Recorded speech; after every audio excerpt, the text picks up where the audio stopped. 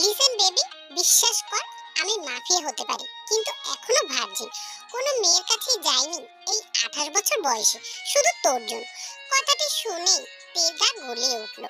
তে ভয় পেলেও সাহস করে মিনমিন করে বলল, আপনি এসব কি বলছেন জাঙ্কুক মামা?" সাথে সাথেই তের তুলতুলে নরম গালে সজোরে একটি থাপ্পড় পড়লো। তে আর দাঁড়িয়ে থাকতে পারলো না, গালে হাত দিয়ে ধপ করে মেঝেতে বসে পড়লো। পুরো পৃথিবী যেন ঘুরছে। কেউ যে এত জোরে হাত দিয়ে থাপ্পড় দিতে পারে তাতে আজকেই জানলো। তখনই জানতো তের সামনে হাঁটু গেড়ে বসলো। তারপর ওর চুল মুঠোয় করে ধরে নিজের মুখের সামনে টেনে আনলো। তে ব্যথায় কোঁকড়ে উঠলো। তার শরীর যেন রক্ত ঝরানো মোমের মতো নরম হয়ে গেল।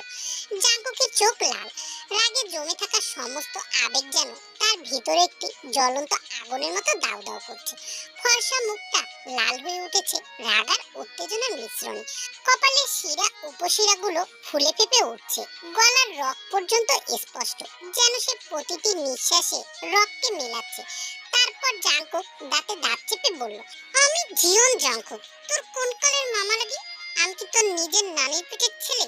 না তো, আমি তোর চাচাতো নানার ছেলে। এর আগেও কতবার বলেছি আমাকে মামা ডাকবি না। আর আজকে আমি তোকে বিয়ে করব, একটু পরে তোর ভাতার হব, আর তুই এখনো আমাকে মামা বলিস? শালি ইবলিশ!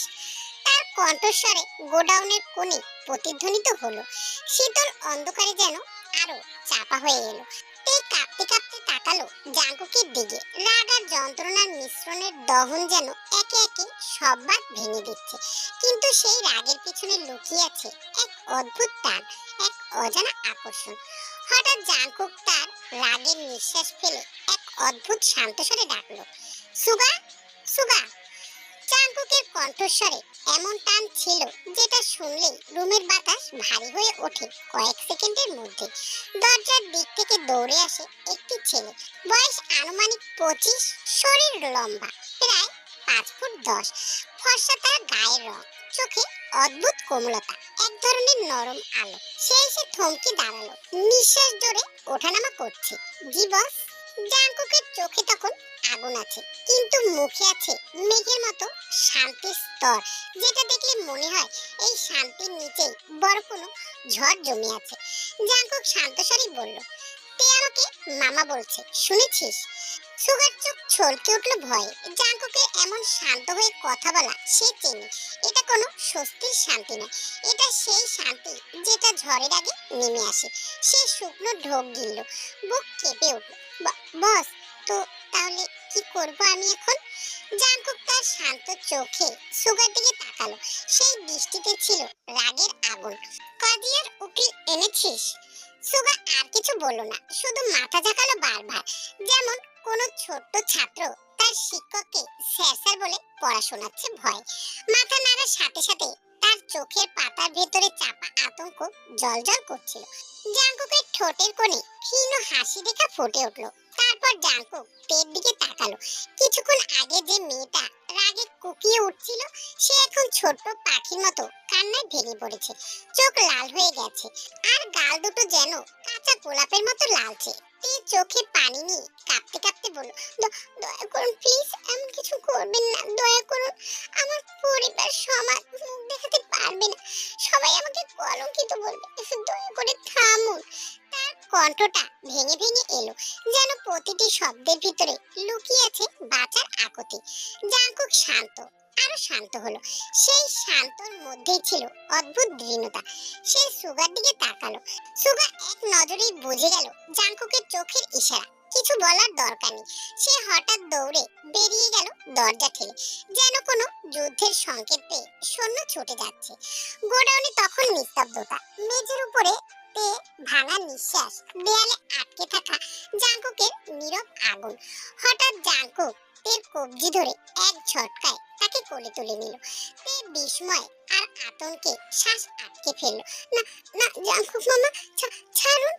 জাঙ্কুক তাকে চেয়ারের উপরে বসিয়ে দিল, যেন সে কোনো ভঙ্গুর জিনিস। তের পুরো শরীর কাঁপছে, শুধু ভয় নয়, ভবিষ্যতে অনিশ্চয়তায়। জাঙ্কুক তার পাশের চেয়ারে ধীরে বসলো।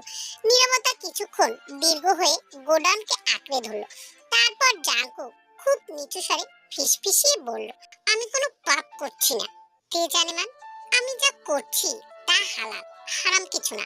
বিয়ের পরে তোর পরিবার ঠিক থাকবে, সমাজের কাছেও মাথা নিচু করতে হবে না, আমি তোকে কথা দিচ্ছি।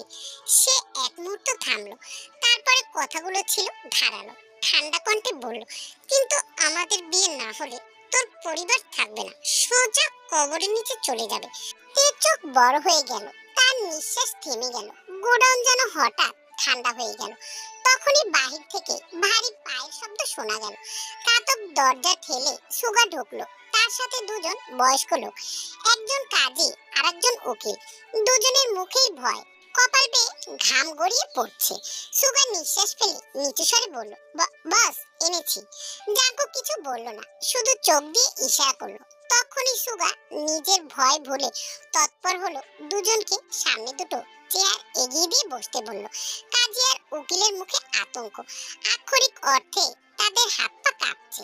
কারণ জীবন জাঙ্কুক এই নাম শহরের কোনো গলিতে উচ্চারণ করলে রাতের বাতাস থমকে যায়, আর অনেকের বুকের ভিতরে ঢেউ ওঠে। ঢাকার মাফিয়া কিং, ভয়ে মানুষ মুখ খোলে না, কিন্তু কান খাড়া করে রাখে সব কথা শোনার জন্য। জাঙ্কুক শান্ত কণ্ঠে বলল, তাহলে আপনারা আপনাদের কাজ শুরু করেন। কাজের চোখ কেঁপে উঠলো, কাপা হাতে সমস্ত কাজ করতে লাগলো, গলা শুকনো, কণ্ঠ কাঁপছে। বাবা, কাবিন কত দিব?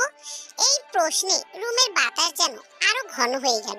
জাঙ্কুক একটু সামনে ঝুঁকলো, কাজীর কানের কাছে খুব আস্তে কিছু বলল, এত আস্তে যে সুগাও শুনতে পেল না। এ তো দূরের কথা, কাজীর মুখের রং পাল্টে গেল, চোখ বড় হলো, ঠোঁট শুকিয়ে গেল, কিন্তু কোনো প্রতিবাদ করলো না, কোনো প্রশ্ন করলো না। সে শুধু কলম তুলে নিয়ে সাদা কাগজে ঠিক সেই শব্দগুলোই লিখে দিল। তার হাত কাঁপছিল, তবুও অক্ষরগুলো পরিষ্কার। উকিল চুপচাপ বসে যেন নিজের নখ কামড়াচ্ছে। ভয় আর কর্তব্যের মাঝখানে সে বন্দী। কাজী সাহেব কাগজের কাজ শেষ করে কাবা গলায় বলল, মা, কবুল বলো। শব্দগুলো যেন গোডাউনের ভিতরে ঘন ধোয়ার মতো ঘুরে বেড়ালো। তে তখন ছোট্ট, আতঙ্কিত, অসহায় একটি পাখি। তার মুখের রং মিলিয়ে গেল, ঠোঁট কাঁপছে, চোখে দিশেহারা ভয়। সে মুখ খুললো, কিন্তু শব্দ বের হলো না। তার হৃৎপিণ্ড যেন বুকে নয়, গলার ভিতরে ধাক্কা মারছে। এটা কি করে সম্ভব? এটা কি আদৌ বলা যায় যে মানুষটাকে এতদিন ধরে মামা জেনে এসেছে, ছোট থেকে মামার চোখে দেখেছে, আজ তাকে স্বামী রূপে গ্রহণ করতে বলছে? এই বোধটাই তার মাথার ভিতরে ঝড় তুলছে। জাঙ্কুকের মুখের চোরা শান্তি দেখে মনে হচ্ছে সব প্রশ্ন তার আগে থেকেই জানা, আর সব উত্তর। হঠাৎ জাঙ্কুক সুগার দিকে চোখ ফিরিয়ে শান্ত স্বরে বলল, সুগা, কুড়াল দে। এক মুহূর্তের জন্যই গোডাউনের বায়ু থেমে গেল, সুগার গলা শুকিয়ে গেল, কিন্তু সে একটি শব্দও বলল না। সে শুধু গোডাউনের কোণে ধুলি জমা বক্স থেকে কুড়ালটি বের করে জাঙ্কুকের হাতে তুলে দিল।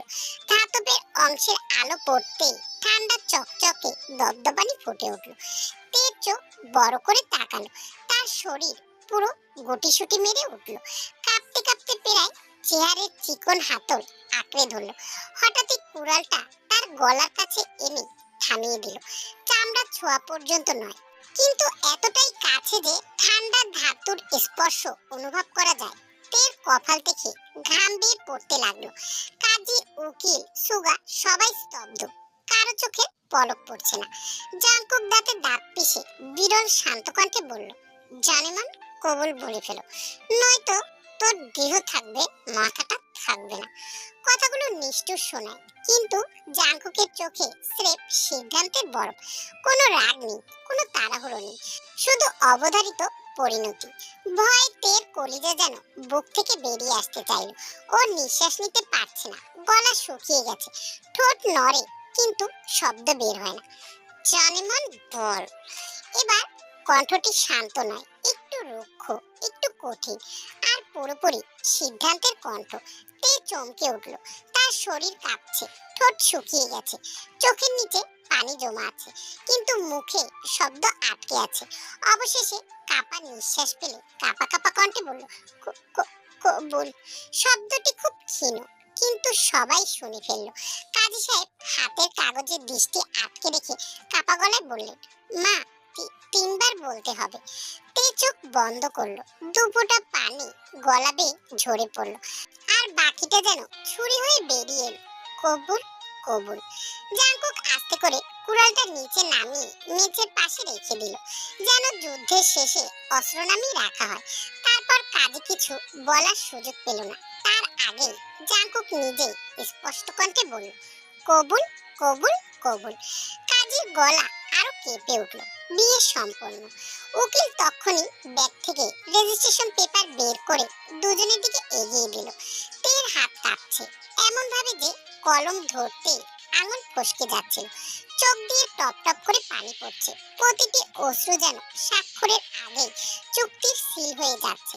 অবশেষে সে সাইন করলো, ধীরে, রেখা টেনে, কিন্তু শেষ পর্যন্ত।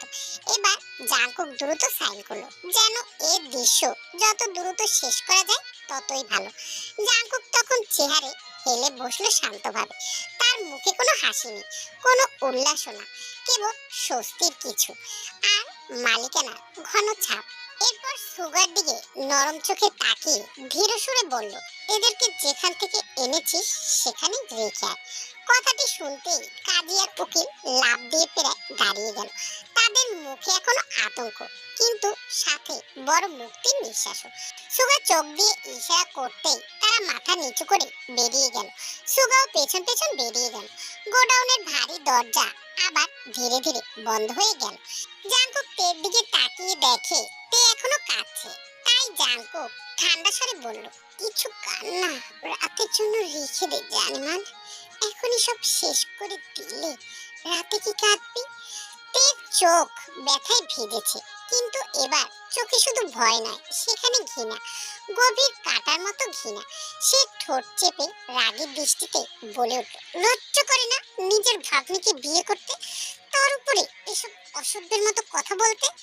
জাঙ্কুকের চোখে ক্ষীণ আগুন ঝলসে উঠল, কিন্তু সে নিজের রাগকে নিয়ন্ত্রণ করলো, নিজেকে সামলালো। তারপর দাঁতে দাঁত চেপে তের দিকে একটু ঝুঁকে এলো, এতটাই কাছে যে তার গলায় নিঃশ্বাসের উষ্ণতা তে অনুভব করতে পারে।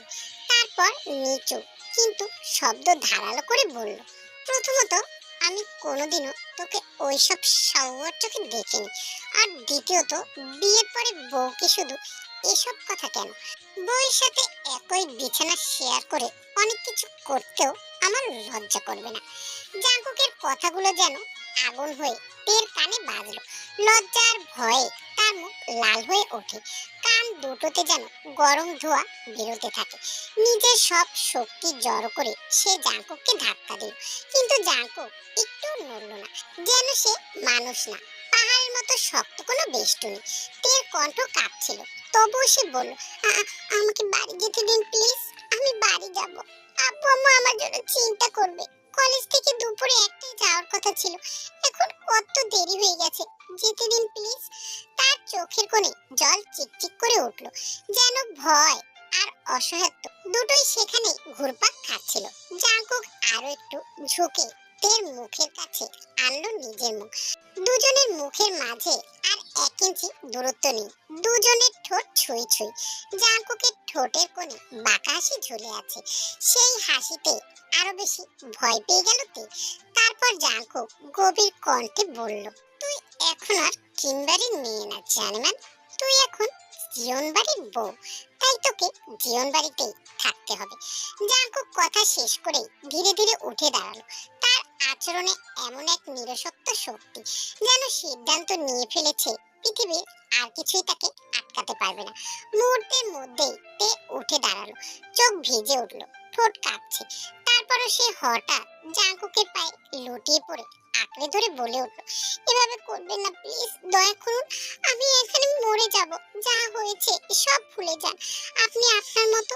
কথা শেষ হবার আগেই জাঙ্কুকের মুখ বদলে গেল। একটু দেরি না করে সে তের বাহু ধরে দাঁড় করালো, আর পর মুহূর্তেই চর শব্দটা যেন ঘরের দেয়ালে লেগে ফিরে এলো। তের মাথা একপাশে ঝুঁকে গেল, চোখ দুটো বিস্ফোরিত। সে কিছুই বলতে পারলো না, শুধু নিঃশ্বাস বন্ধ হয়ে এলো। তার গালে আগুনের মতো লাল 5টি করে আঙুলের ছাপ ফুটে উঠেছে। 10টা আঙুলের চিহ্ন যেন বিচার হয়ে দাঁড়িয়ে আছে। তের চোখে জল নামবে কিনা সে বুঝতে পারল না। সে স্তব্ধ, তার কম্পনও থেমে গেছে, যেন শরীরটা নিজেই বোবা হয়ে গেছে। এরপর আর কোনো সতর্ক ছাড়াই জাঙ্কুক তার বাহু চেপে ধরল। গ্রিপ এতটাই শক্ত যে তের হাতের শিরাগুলো টান টান হয়ে উঠল। জাঙ্কুক নিচু কণ্ঠে এক একটা শব্দ চিবিয়ে চিবিয়ে বলল, এই কথা যদি আর একবার তোর মুখে শুনি, তোকে মাটির নিচে পাঠাতে আমার 2 মিনিটও লাগবে না। কথাগুলো ছিল শান্ত, ধীর, অথচ মৃত্যুর মতো নির্মম। যেন জাঙ্কুক যা বলছে তা হুমকি নয়, স্রেফ তথ্য।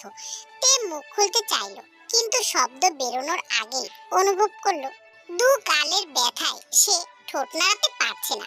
চোখ দিয়ে নিজের মতো পানি গড়িয়ে পড়ছে। হঠাৎই জাঙ্কুক তেকে কোলে তুলে নিল। তার শক্ত 2 হাতের বাঁধনে তের শরীর অবেচেতনে শক্ত হয়ে গেল। এতটা কাছে জাঙ্কুককে কখনোই অনুভব করেনি সে। আর আজ এই কাছে সব খাঁচা হয়ে গেছে। জাঙ্কুক একটুও কথা বলল না, শুধু হাঁটতে লাগলো। লম্বা ভারী পদক্ষেপ, যেন কোথাও নিয়ে যাওয়ার সিদ্ধান্ত তার মাথায় আগে থেকে স্পষ্ট ছিল। বাকি পৃথিবীর মতামত তার কাছে শূন্য, কিন্তু তের মাথায় ওখানে যুদ্ধ শুরু হয়ে গেছে। মা বাবা তারা কি শুনলে বাঁচবে? তারা তো অহংকার করত নিজের মেয়েকে নিয়ে। এখন সমাজ কি বলবে? মামা ভাগ্নির বিয়ে, এটা মানুষ মেনে নেবে? নেবে না, উল্টো গলা ফাটিয়ে ছি ছি করবে। তে অনুভব করলো এক ধরনের গরম লজ্জা বুকের ভিতরে উঠতে লাগলো, যেন পৃথিবী তাকে থুতু মারবে। মুখ দেখা যাবে না কারো কাছে। এই খবরে কলেজের বান্ধবীরা কি বলবে? শিক্ষকরা, পাড়ার লোক, আত্মীয় স্বজন, কারো চোখের সামনে দাঁড়ানো সাহস থাকবে না। সব প্রশ্ন একটার পর একটা ঢেউয়ের মতো আসে পড়ছে মাথার ভিতর। জাঙ্কুকের কোলে থাকা সত্ত্বেও তে নিজেকে যেন শূন্যে ঝুলতে থাকা কেউ কেউ মনে করলো। নিরাপদ নয়, মর্যাদাহীন, আর ভবিষ্যতের অনিশ্চয়তা। জাঙ্কুক হাঁটছে, কোলে তে, আর চারিদিকে নীরবতা। শুধু পদধ্বনি আর ভরসা হারানো এক মেয়ের নিঃশ্বাসের শব্দ। চলো আমরা সবাই পরিচয় জেনে আসি। জীবন বাড়ি ঢাকার জমজমাট বিজনেস জগতের এক উজ্জ্বল নাম জীবন জেহো। তিনি কেবল বিজনেসম্যান নন, বরং সমাজে তার প্রভাব অপরিসীম। জীবন বাড়ির বড় কর্তা জেহো, যার চোখে আছে দৃঢ়তা, কাঁধে রয়েছে দায়িত্বের ভার। তার স্ত্রী জেয়ন আয়ু, তিনি ইউনিভার্সিটির ইংরেজি লেকচারার। তাদের একমাত্র ছেলে জিয়ন জাঙ্কুক, বয়স 28 বছর, লম্বায় 5 ফুট 10 ইঞ্চি, ফর্সা ধবধবে ত্বক। তার চোখের মনি এমন গভীর কালো যে প্রথম দেখাতেই মানুষের মনে খাটে আতঙ্ক ও কৌতূহল দুটোই জন্মায়। ছোটবেলা থেকেই জাঙ্কুককে দেশের বাইরে পাঠানো হয়েছিল পড়াশোনার জন্য, কিন্তু বিদেশি শিক্ষার পাশাপাশি তার জীবনে এক অন্য পৃথিবীর দরজা খুলে যায়, মাফিয়া জগৎ। প্রথমে কেবল কৌতূহল, পরে শিখনের মাধ্যমে তিনি হয়ে ওঠেন শহরের আন্ডারওয়ার্ল্ডের রাজা। মারামারি, কাটাকাটি নিত্যদিনই, সব তার কাছে কেবল এক দক্ষ খেলা, যেখানে রয়েছে সবকিছু নিজের করে পাওয়ার পায়তারা। জেওপের ছোট ভাই জেওন বোগাম, তিনি ভাইয়ের সঙ্গে বিজনেস জগৎ ভাগাভাগি করেন, কিন্তু নিজস্ব স্বাদ রয়েছে। শান্ত, মেলামেশায় দক্ষ এবং পরিকল্পনায় চতুর। বোগামের স্ত্রী লিজা, তিনি একজন গৃহিণী। তিনি শান্ত, সংযমী এবং পরিবারের খেয়াল রাখে সবসময়। তাদের এক ছেলে এক মেয়ে। মেয়ে জিমি কলেজে পড়ে, লম্বা, ফর্সা, সিমসাম গরনে। আর ছেলে ইয়নজুন ক্লাস 8-এ পড়ে, চঞ্চল আর তার জাঙ্কুক ভাইয়ের একনিষ্ঠ ভক্ত। বড় হয়ে সে জাঙ্কুক ভাইয়ের মতো হতে চায়। অন্যদিকে কিমবারি, ঢাকার আরেকটি প্রভাবশালী পরিবার কিম নামজুনের পরিবার। কিম নামজুন নিজেও ব্যবসায়িক জগতে পরিচিত নাম। তিনি জেওন পরিবারের সঙ্গে বিজনেসের সূত্রে সম্পর্ক রাখেন, এবং সম্পর্কের গভীরতা শুধু পেশাগত নয়, ভালো সম্পর্কের বন্ধন তাদের পারিবারিক সংযোগও শক্তিশালী করে। তার স্ত্রী কিম sok জিন একজন আদর্শ স্ত্রী। তিনি পরিবারকে সবসময় ভালোবাসা এবং যত্ন দিয়ে আগলে রাখেন। তাদের 2টি সন্তান, বড় ছেলে ইয়নো, যে শিক্ষা জীবন শেষ করে বাবার সঙ্গে বিজনেসে যোগ দিয়েছে, আর ছোট মেয়ে কিম তেইয়ং তে কলেজে পড়াশোনা করছে। লম্বায় 5 ফুট 1, ঘন কালো চুল হাঁটু পর্যন্ত সৌন্দর্যে মার্জিত। তার দিকে তাকালেই যে কেউ চোখ ফেরাতে পারবে না। তাই তো সবসময় কড়া শাসনের মধ্যে দিয়ে তাকে জীবন পার করতে হয়। কিম নামজনের পরিবারকে বলা যায় শান্তশিষ্ট ব্যবসায়ী পরিবার। তারা জিওন পরিবারের সঙ্গে বন্ধুত্বপূর্ণ সম্পর্ক বজায় রেখেছে যাতে তাদের জীবনে কম ঝুঁকি আসে এবং সুন্দর মতো তারা ব্যবসা পরিচালনা করতে পারে। গোডাউন থেকে বেরিয়ে আসতেই বিকেলে ভিজে হাওয়া তের মুখে লাগলো। আকাশটা নীলচে কালো, যেন চুপচাপ শহরের সব গোপন কথা গিলে নিচ্ছে। সুগা এগিয়ে এসে গাড়ির দরজাটি খুলে দিল। তে কাপা শরীর দেখে বোঝা যায় এখনো বাস্তবতাকে ধরতে পারছে না। জাঙ্কুক দুহাতে তাকে গাড়ির সিটে বসিয়ে দিল, সাবধানে কিন্তু নির্লিপ্ত অচেনা যত্নে, যেন সে কোনো শব্দ, কোনো চিৎকার, কোনো কান্নাকে পাত্তা দেয় না, শুধুই সিদ্ধান্তকে দেয়। দরজা বন্ধ না করে জাঙ্কুক ঘুরে দাঁড়ালো সুগার দিকে। কিমবারের লোকেরা খবর পেলে নিশ্চয়ই এক্ষুনি বাড়ি এসে ঝাঁপিয়ে পড়বে। জাঙ্কুকের কণ্ঠে জমাট হিসাব। তাই আপাতত থেকে নিয়ে আমি বাগান বাড়ি যাচ্ছি, ওখানেই থাকবো। সুগা মাথা নুয়ে শুনছে, ভয় নয়, অভ্যাসগত অনুগততা। জাঙ্কুক আরো শান্ত স্বরে বলল, আমি থেকে রেখেই চলে আসবো, কিছুদিন ওখানেই থাকো। আমি চাই না ওকে নিয়ে টানাটানি বা ঝামেলা হোক, যা হবে সব আমি সামলে নেব। সুগা এবার ফিসফিস করলো, জি জি বস। বাক্য যেন এক চুম্বকীয় সত্য। এই লোক যখন বলেছে সে সামলাবে, সত্যিকারে সারা শহর জানে সে সামলাবে। জাঙ্কুক একবার ফিরেও তাকালো না, দরজাটি টেনে বন্ধ করে ভিতরে বসলো। তে সিটের কোনায় সংকুচিত হয়ে বসে আছে, শ্বাস ধরা, চোখ ভিজা। জাঙ্কুক নীরবে তের পাশে বসলো। গাড়ি চলতে শুরু করেছে। গাড়ি 5 মিনিটের মতো এগিয়ে যাচ্ছে। হঠাৎ জাঙ্কুক কোনো সতর্কতা ছাড়াই তেকে টেনে নিজের কোলে বসিয়ে নিল। তের নিঃশ্বাস আটকে গেল, হাত পা ছটফট করতে চাইলেও পারল না। একদিকে ভয়, অন্যদিকে লজ্জা, দুটোই গলা পর্যন্ত উঠে আছে। জাঙ্কুক মুখটা এগিয়ে আনলো তের কানের কাছে, তারপরে হাসকি কণ্ঠে বলল, সামনে ড্রাইভার আছে, ওকে তো নিশ্চয়ই আমাদের রোমান্স দেখাতে চাস না, তাই না? একটু থেমে আবারও বলল, যদি দেখাতে চাস ছটফট কর, আর যদি না চাস শান্ত হয়ে বসে থাক। শব্দগুলো কাঁচ ভাঙার মতোই ঠান্ডা। তের চোখ ভিজে গেছে, কিন্তু কান্না বের করলে সেটাও আদেশ ভঙ্গের মতোই মনে হবে। তাই সে নিঃশ্বাস টেনে নিজের শরীর স্থির করার চেষ্টা করলো। শহরের আলো আবারও কালচে পড়লো, এবার তের চোখের পানির উপরে। চোখের চারপাশটা লালচে হয়ে আছে, ঠোঁট কাঁপছে, কিন্তু কোনো শব্দ নেই। জাঙ্কুক আস্তে করে তের হিজাবটা একপাশে তুললো। কাজটা দ্রুত নয়, বরং হিসেবে এবং নরম। তে লজ্জায় দুর্বল হয়ে পড়েছে। হিজাবের নিচে ঘামে ঝরা চুল লেপ্টে আছে। কলেজে গিয়েছিল, তাই কলেজের ড্রেসের সাথে হিজাব পরেছে। জাঙ্কুক হিজাবটা তুলতেই ভিতরে ধপধপে ফর্সা গলাখানা দৃশ্যমান হলো। নরম, নাজুক, এতটাই স্বচ্ছ যে লালচে ভাবটাও চোখ এড়ায় না। জাঙ্কুকের দৃষ্টি সেখানে আটকে গেল, কণ্ঠ শুকিয়ে এলো, যেন কোনো কথা বলার ভাষা হারিয়ে ফেলেছে। তে মিনতি ভরা কণ্ঠে বলে, প্লিজ এরকম কিছু করবেন না। কথাটা কথাই রয়ে গেল। জাঙ্কুক কি আদৌ কারো কথা শুনে? সে ধীরে পরিমিতভাবে তের গলার কাছে মুখ নামিয়ে নিল। স্পর্শটা রুক্ষ নয়, বরং হিসেবে আর অদ্ভুত কোমল। অপ্রস্তুত তে হঠাৎই কেঁপে উঠল, পুরো শরীরটা যেন অজান্তে সাড়া দিল। ভয়ে, লজ্জায় আর অচেনা অনুভূতি মিশালে শ্বাসের শব্দ বদলে গেল। নিঃশ্বাস, কান্না আর দম আটকে রাখা লজ্জার মাঝামাঝি কিছু। নিজেকে ধরে রাখতে তে দুহাত দিয়ে জাঙ্কুকে চুল চেপে ধরল। চুলগুলো ঘন, সিল্কি এবং হাতের প্রতিটা আঁচড়ে বোঝা যায় এই লোক কিছুতেই ছাড়বে না। জাঙ্কুক শুধু গলায় মুখ গুজে থামলো না, বরং ছোট ছোট চুমু এঁকে দিতে থাকলো সখানে। তে শুধু কাঁপতে থাকে। এতে যেন জাঙ্কুক আরো বেশি উন্মাদ হয়ে যায়। এক পর্যায়ে কামড় বসায় তে গলার এক অংশে। তে মৃদু গোংরানি দিয়ে ওঠে, চোখ দিয়ে টপ টপ করে পানি পড়ে। তে এবার আর না পেরে খানিকটা জোরেই বলে ওঠে, এরকম করবেন না প্লিজ, আমি এসবের জন্য প্রস্তুত না। জাঙ্কুক মাথা তোলে, তারপর তের কানের কাছে মুখ নিয়ে ফিসফিসিয়ে বলে, ডেইজি হানি, তুমি না চাইলে আমি তোমাকে পুরোপুরি আমার করব না, কিন্তু চুমু খাওয়া বা রাতে জড়িয়ে ধরে ঘুমানো এসব আমি স্যাক্রিফাইস করতে পারবো না। 28 বছর পরে বিয়ে করেছি কি চুমুর তৃষ্ণা আর জড়িয়ে ধরার ক্ষুধায় মরার জন্য। তে চোখ তুলে তাকালো, লজ্জা আর কৌতূহল সব মিশে আছে ওই চোখে। এই মানুষটা কি পাগল? মনে কেঁপে ওঠে প্রশ্নটি। কেউ কি চুমু খাওয়া আর জড়িয়ে ধরার জন্য মরে যায় নাকি? কান্নার ভেতরেও সেই প্রশ্ন উকি মারে তার মনে। গাড়ি থামতেই একজন বডিগার্ড দরজা খুলে দাঁড়ালো। জাঙ্কুক অল্প কিছুক্ষণ পরে গাড়ির বাইরে এসে দাঁড়িয়ে থেকে কোলে তুলে নিল। তে চোখ বড় বড় করে আশেপাশে তাকাল।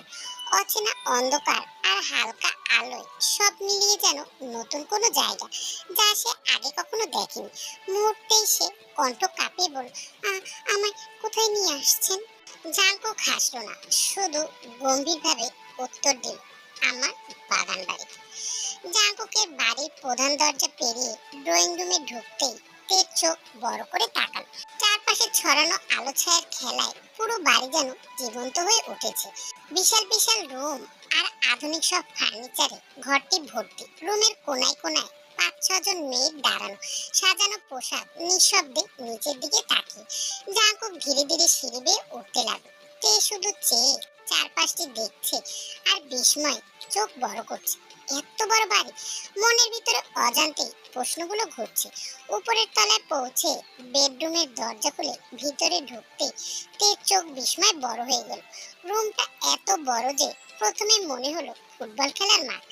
দেয়াল, মেঝে, আসবাবপত্র সবই কালো, তবুও যেন রাতের মতোই রহস্যময় ও অপূর্বভাবে সুন্দর। কিছু আলো কাচের ফাঁক দিয়ে ঢোকে কালো রঙের সঙ্গে মিশে অদ্ভুত এক রোমান্স তৈরি করেছে। জাঙ্কুক থেকে আস্তে করে মেঝেতে দাঁড় করালো। তারপর এক হাতে কাবাড থেকে বের করলো একটি সবুজ রঙের সিল্ক শাড়ি। হালকা উজ্জ্বল, লম্বা আর স্পর্শে অদ্ভুত নরম। জাঙ্কুক সেটা তের দিকে এগিয়ে দিল। সঙ্গে সঙ্গে তের নাক মুখ কুঁচকে কৌতূহলী কণ্ঠে জিজ্ঞাসা করলো, আপনি এখানে আরো মেয়ে নিয়ে আসেন এই বাড়িতে, তাই তো? সঙ্গে সঙ্গে তের গালে থাপ্পড় বসালো জাঙ্কুক। তে নিজের গালে হাত রেখে ফুপিয়ে কেঁদে উঠল। গালের লাল দাগ, চোখে ভিজা, ঠোঁট কেঁপে উঠেছে। সব মিলিয়ে আতঙ্ক আর লজ্জা এক অদ্ভুত মিশ্রণ। জাঙ্কুকের হাতে থাকা শাড়িখানা বিছানায় সরে মারে। তে দু হাত শক্ত করে ধরে দাঁতে দাঁত চেপে বলে, তোর কেন মনে হলো আমি আরো মেয়ে নিয়ে এই বাড়িতে আসি? তে জাঙ্কুকের দিকে না তাকিয়ে নিচের দিকে তাকিয়ে কাপা কণ্ঠে ফিসফিসিয়ে বলল, আপনি কাবার থেকে শাড়ি বের করলেন তাই ভাবছি, কারণ আপনি তো আর শাড়ি পরবেন না। এই কথায় যেন জাঙ্কুকের রাগের আগুনে আরো জ্বালানি যোগ করলো। সে তের বাহু আরো শক্ত করে ধরলো। তে ব্যথায় চোখ এবং মুখ কুঁচকে ফেললো, নিঃশ্বাস আটকে গেল। জাঙ্কুক দাঁত চিবিয়ে হালকা স্বরে বলল, এর জন্যই বলে মেয়ে মানুষের বুদ্ধি হাঁটুর নিচে। বলেই জাঙ্কুক এক ধাক্কা দিয়ে তেকে পেছনে সরিয়ে দিল। মুহূর্তের জন্য তে কয়েক ধাপ পিছিয়ে সরে গেল, চোখ বড়, শরীর কাঁপছে। জাঙ্কুক তখন বেডে পড়ে থাকা শাড়ি তুলে ধরলো তের হাতে, রাগী স্বরে বলল, দ্রুত ফ্রেশ হয়ে আয়। তে না যে ওইভাবেই দাঁড়িয়ে থাকে। জাঙ্কুক তা দেখে কপাল কুঁচকে বলে, তুই কি মিন করতে চাইছিস আমি তোরকে ফ্রেশ করিয়ে আনবো? আমার কোনো প্রবলেম নেই। বলেই জাঙ্কুক তার দিকে ধীরে ধীরে এগিয়ে আসতে লাগলো। মুহূর্তের জন্য মনে হলো রুমের বাতাস ভারী, সময় থমকে আছে। হঠাৎ তে আর এক মুহূর্ত দাঁড়ালো না, নিঃশ্বাস ভেঙে দৌড়ে ওয়াশরুমের দিকে ঢুকে গেল। জাঙ্কুক তা দেখে থমকে রইল, কিন্তু রাগ ও উত্তেজনার মাঝে তার ঠোঁটে এক বাঁকা হাসি ছড়িয়ে পড়লো। তারপর ফিসফিস করে আওড়ালো, আমার কিউট ডেইজি হানি। তারপর জাঙ্কুক সোফায় বসে গাইলিয়ে দিল। ঠিক সেই মুহূর্তে জাঙ্কুকের ফোন বেজে উঠল। ফোন হাতে নিয়ে স্ক্রিনে তাকিয়ে দেখলো বড় বড় অক্ষরে লেখা সুগা জান্স। জাঙ্কুক চোখ মটকানো অবস্থায় ফোনের দিকে তাকালো। তারপর ফোন কানে নিতে সঙ্গে সঙ্গে ওপাশ থেকে সুগা কিছু বলছে। জাঙ্কুকের চোখ মুহূর্তে কাচের মতো তীক্ষ্ণ হয়ে গেল। এক মুহূর্তের জন্য সময় যেন থমকে গেল। জাঙ্কুক দ্রুত ফোন ধরে সুগার কথার দিকে মনোযোগ দিল, কোনো শব্দ না শোনার মতো। কিন্তু চারপাশের বাতাস চাপা ছায়া বেড়ে গেল। কিছুক্ষণ স্থির থাকার পর সে নিঃশব্দে উঠে দাঁড়ালো। রুম থেকে এমন ভাবে বেরোলো, প্রতিটি ধাপ যেন আগুন ছোঁয়ানো লোহার মতো শক্তিশালী। জেওন বাড়ি। কিম সুক জিনের মা বাবা নেই, তাই জেওন যে হোক মেয়েটিকে তার নিজের মেয়ের মতোই দেখেন। আজ তে বাড়ি ফিরে আসেনি, তাই ও ওরা সবাই জীবন বাড়িতে উপস্থিত হয়ে জানিয়েছে। তা শুনে জীবন বাড়ির সবাই অস্থির হয়ে আছে। জিন কান্না করতে করতে কাপা কণ্ঠস্বরে ফিসফিস করে বলতে থাকে, আমার মেয়েটা কোথায় গেল? আল্লাহ, ওর সাথে খারাপ কিছু হয়নি তো? আল্লাহ, তুমি আমার মেয়েটাকে রক্ষা করো। তখনই জিমিন দৌড়ে এসে জিনের পাশে বসে তাকে জড়িয়ে ধরে কান্না করতে করতে বলতে লাগলো, আপু চিন্তা করো না, এর কিচ্ছু হবে না, ও ঠিক আছে, তুমি আল্লাহর উপরে ভরসা রাখো। ইউনো ধীর ও স্থির কণ্ঠে বলল, এভাবে আর কতক্ষণ বসে থাকবো? আমার বোনটাকে পাওয়া যাচ্ছে না, পুলিশে জানাতে হবে, ওরা নিশ্চয়ই খুঁজে পাবে। বাড়িটা নিস্তব্ধ হয়ে গেল, সবাই চুপচাপ ইউনোর দিকে তাকিয়ে আছে। ঠিক তখনই পিছন থেকে ধীর এবং স্থির স্বরে কেউ বলে উঠল, কাউকে কোথাও যেতে হবে না। ঠিক আছে। সবাই চমকে পিছন ঘুরে তাকালো। দরজার কাছে দাঁড়িয়ে আছে জাঙ্কু, শান্ত স্থির পায়, কিন্তু চোখে অদ্ভুত আভা, যেন পুরো বাড়িতে তার একনিষ্ঠ কর্তৃত্ব চলে। জিহবের কণ্ঠে অস্থিরতার রাগ, চোখে বিস্ময়। ঠিক আছে মানে? তুমি জানো কোথায়? জাঙ্কুক শুধু ধীরে হাঁটতে থাকলো, তার প্রতিটি ধাপ নীরব কিন্তু শক্তিশালী। তারপর ঠান্ডা কণ্ঠে ঘোষণা দিল, তেকে আমি বিয়ে করেছি। হলরুমের বাতাস যেন থমকে গেল, চোখের সামনে এক বিস্ময়, মাথায় যেন সবার আকাশ ভেঙে পড়ল। যে হোক রাগের মাথায় জাঙ্কুকের গালে সর্বশক্তি খাটিয়ে থাপ্পড় মারল। শুধু শোরগোল নয়, পুরো ঘরে প্রতিধ্বনি ছড়ালো। জাঙ্কুক নিস্তব্ধ হয়ে রইল, কিন্তু চোখে তার একরকম অগ্নিঝরার মতো। যে হঠাৎ চিৎকার করে বলে উঠল, বিহাইয়ের ছেলে লজ্জা করলো না ভাগ্নিকে বিয়ে করতে? বাড়িটা কেঁপে উঠল জেহপের কণ্ঠস্বরে। জাঙ্কুক স্থির, চোখে ঠান্ডা আর ঠোঁটে হালকা বাঁকা হাসি, ধীরে, যেন সে শুধু সময় দিচ্ছে। তারপরে বলে উঠল, আজব, লজ্জা করার কি আছে? বিয়ে করে কেউ লজ্জা পায় নাকি? আমার তো একটু লজ্জা হলো না, এমনকি আমি তো চুমুও খেলাম, তবু একটু লজ্জা হলো না। বিশ্বাস করুন, সামনে আরো অনেক কিছু করব, তবু একটু লজ্জা করবে না। আমার তো ভালোই লাগলো, আর সামনে আরো ভালো লাগবে। যে চিৎকার করে রাগী গলায় বলে উঠল, চুপ করো, এসব কি বলছো তুমি? একথা মুখে আনো কিভাবে? ঠিক তখনই জিন এগিয়ে আসে, তার চোখ মুখ ফ্যাকাশে হয়ে গেছে। তো তুমি মজা করছো তাই না? তার কণ্ঠস্বর কাঁপছে, এরকম কিছু হতে পারে না, তুমি আমার ভাই লাগো, এসব কিভাবে সম্ভব? ড্রয়িং রুমে সবাই তাকিয়ে আছে, অবিশ্বাস ছাড়া আর কিছুই নেই তাদের চোখে। জাঙ্কুকের ঠোঁটের কোণে সেই পরিচিত বাঁকা হাসি, চোখে কোনো অপরাধ বোধ নেই। তাতে কি, তুমি তো আর আমার আপন বোন লাগো না? তারপর আরেক ধাপ এগিয়ে বলল, আর এখন তুমি আমার শাশুড়ি লাগো। শব্দগুলো যেন থাপ্পড়ের মতো। হলরুমের বাতাস হঠাৎ ভারী হয়ে গেল। জিনের চোখ ছলছল করে উঠল। সে কেঁদে দিয়ে বলল, আমার মেয়েটাকে ফিরিয়ে দাও, আমি আর কিচ্ছু চাই না, শুধু তেকে এনে দাও। আমি আমার মেয়েকে নিয়ে অনেক দূরে চলে যাব, আর কখনো তোমার সামনে আনবো না। জাঙ্কুক হাত পকেটে রেখে উদাস ভঙ্গিতে বলল, আজও আমার বউকে কেন ফিরিয়ে দেব? আর তাছাড়া দুপুর থেকে এখন পর্যন্ত আপনার মেয়ে আমার সঙ্গেই ছিল, তো বুঝতেই পারছেন আমি কি বলতে চাইছি। ঘর নিস্তব্ধ, বাক্যগুলো ইঙ্গিতের চেয়েও বেশি কিছু, কিন্তু জাঙ্কুক সেই বেশি অংশটি বলার দরকার মনে করলো না। ঠিক তখনই ইউনো দাঁতে দাঁত চেপে এগিয়ে এলো, রাগে গলা কাঁপছে, চোখে আগুন। সে জাঙ্কুকের কলার দু হাতে শক্ত করে ধরে বলতে লাগলো, আমার বোনকে ফিরিয়ে দে, নয়তো ভালো হবে না বলছি। জাঙ্কুক জাঙ্কুক স্থির, কোনো ভয় নেই, কোনো তাড়াহুড়ো নেই, শুধু চোখে ক্ষুদ্র একটি তাপ ছিল। সে হাসলো ধীরে, নির্লিপ্ত ভাবে, আরে রিল্যাক্স ভাগনা, একটু থামলো, নাকি সম্বন্ধী বলবো? কোনটা, কোনটাতে বেশি কমফোর্ট? শব্দগুলো আগুনে পেট্রোল ঢালার মতো। ইউনোর মুখ আরো লাল হয়ে গেল। আমার বোনকে কোথায় রেখেছিস বল? তার কণ্ঠে হুমকি নেই, আছে উগ্রতা ভরা অসম্ভব রাগ। জাঙ্কুক এবার নিজেই কলার থেকে ইউনোর হাত সরিয়ে ফেলল। কোনো যুদ্ধ নেই, কোনো জোর নেই, কেবল কর্তৃত্ব। তারপর জীবন বাড়ির সবার দিকে তাকালো, হাওয়া যেন থেমে গেল। গম্ভীর গলায় বলল, তোমরা সবাই যতদিন না মেনে নেবে, ততদিন পর্যন্ত তের খোঁজ পাবে না। কথাখানা বলে জাঙ্কুক আর এক মুহূর্ত দাঁড়ালো না, নিজস্ব ভঙ্গিতে অহংকারের মতো ভারী পায়ের শব্দ রেখে বাড়ি থেকে বেরিয়ে গেল। গেটের বাইরে গাড়ির দরজা বন্ধ হওয়ার শব্দটি যেন জীবন বাড়ির বুকে বাপাজোর ভেঙে দিল। ঘর জুড়ে মুহূর্তেই নীরবতা। তারপর কিম নামজুন হঠাৎ বুকে হাত চেপে ধরলো, চোখ বড় বড় হয়ে উঠলো, নিঃশ্বাস ভারী। তারপর ধপ করে সোফায় বসে পড়লো। আব্বা! ইউনো ছুটে এলো, জিমিনও দৌড়ে গেল। জিন তো কেঁদেই ফেললো। আল্লাহ আল্লাহ গো, কি হলো আমার স্বামী? কিম নামজুনের মুখ বিবর্ণ হলো, ঠোঁট ফ্যাকাশে, কপালে ঘাম জমেছে, নিঃশ্বাস ওঠানামা করছে। জিন, আমার মেয়ে বলেই চোখ বুজে ফেললো। সবার মুখে আতঙ্ক। হাসপাতালে নিতে হবে। ইউনো চিৎকার করে বলতে লাগলো, আমার আব্বু স্ট্রোক করেছে। তাড়াতাড়ি অ্যাম্বুলেন্স খবর দাও, আব্বাকে হাসপাতালে নিতে হবে। জিন কান্না করছে, আমার মেয়ে, আমার স্বামী, আল্লাহ এই বিপদ থেকে রক্ষা করো আমাদেরকে।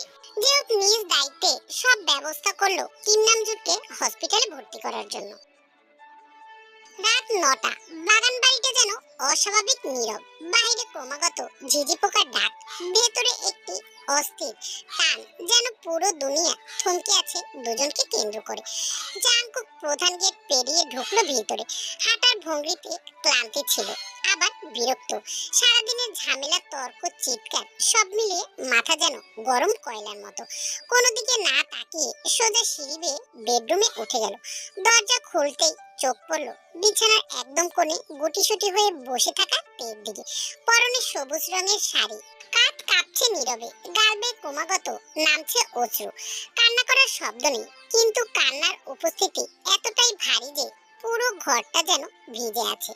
জাঙ্কুক এক মুহূর্ত দাঁড়িয়ে তাকিয়ে থাকলো। তার চেহারায় যা ফুটলো তা কেবল বিরক্তি। তারপর বিড়বিড় করে বলল, এত কান্না করার কি আছে? আজব, বিয়েই তো করেছি, খেয়ে তো আর ছেড়ে দেইনি। তারপর সে কিছু না বলে ওয়াশরুমে ঢুকে গেল। পানি মাথায় পড়তে রাতটাও যেন ঠান্ডা হচ্ছিল, কিন্তু মগজ তাতে শান্ত হলো না। ফ্রেশ হয়ে বেরিয়ে এসে দেখে তের অবস্থা হুবাহু একই। জাঙ্কুক বিরক্ত হয়ে কপালে হাত ঠেকালো। বিরক্তিতে চশোদক শব্দ করে বলল, এই এভাবে কাঁদছিস কেন? এভাবে কাঁদার কি মানে? আমি কি তোকে খাইয়ে সাইজে দিছি নাকি?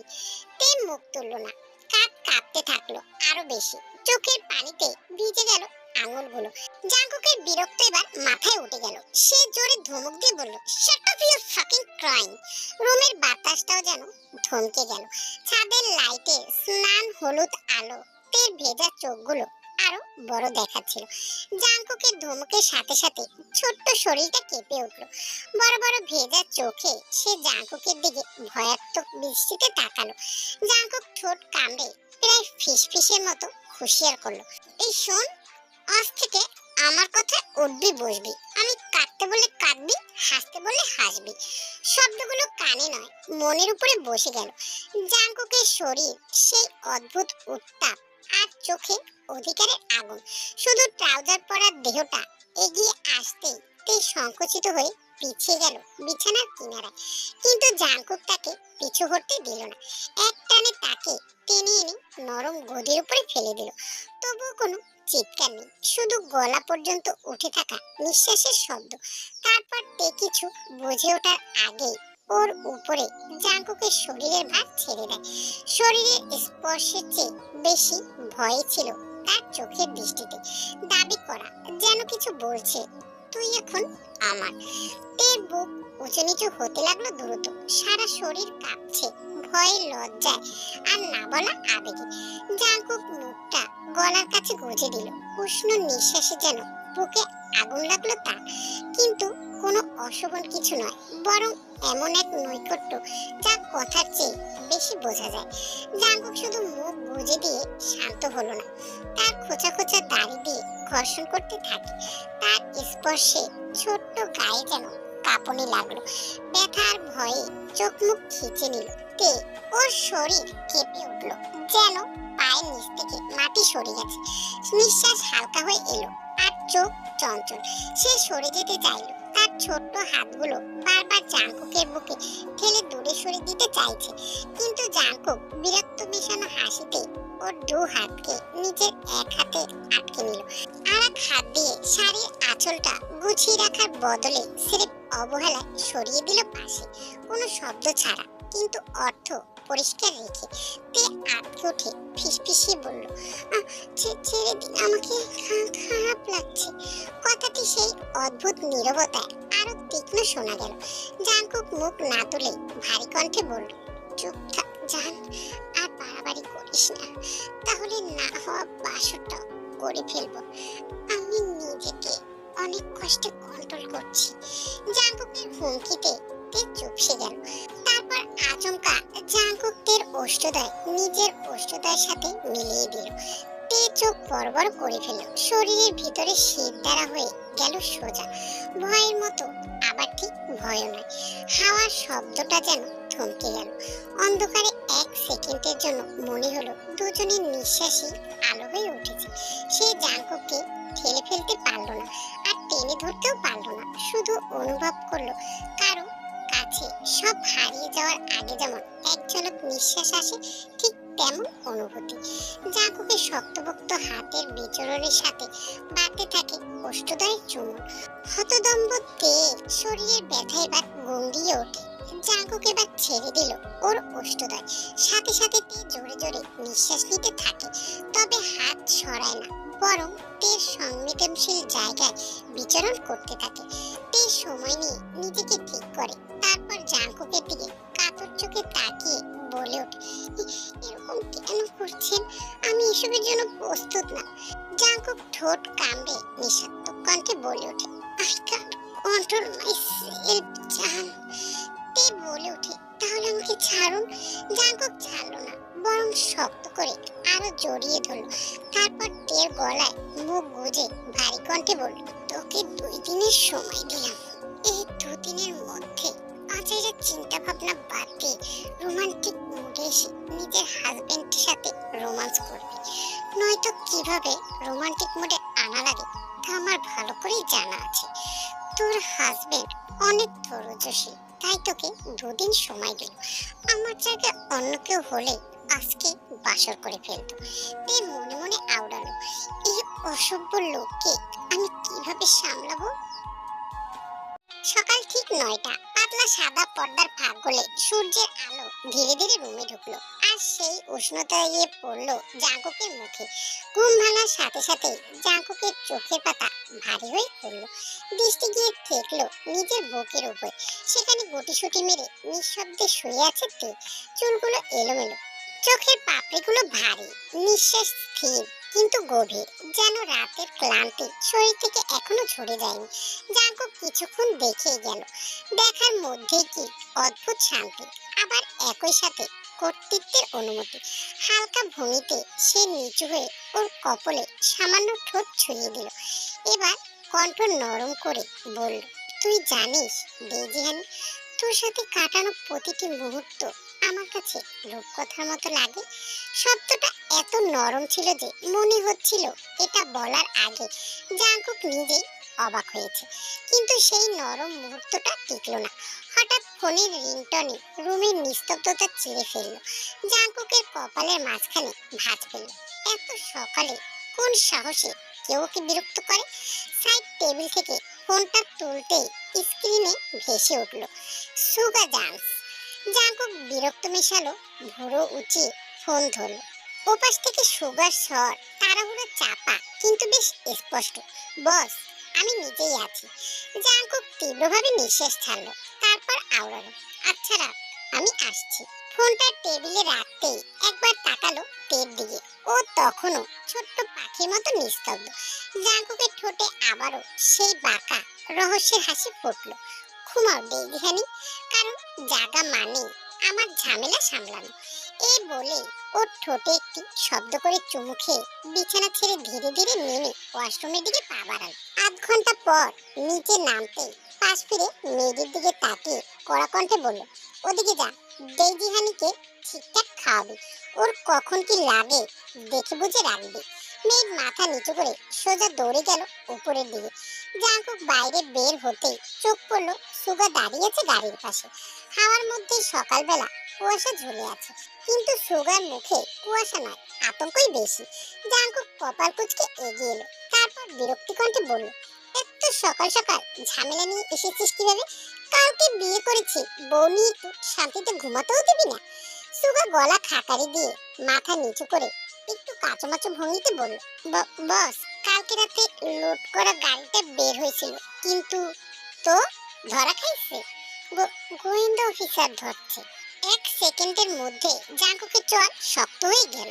আঙুল মুষ্টিবদ্ধ করে দাঁতে দাঁত পিষে বলল, ফাকিং বাস্টার্ড! ওই চুনোপুটির সাহস কিভাবে হয় আমার গাড়ি আটকায়?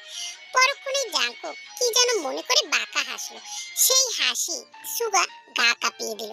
তারপর ধীরে ধীরে বলল, ওকে আমার টর্চার সেলে নিয়ে আয়, তুলে আনবি যেভাবে হোক।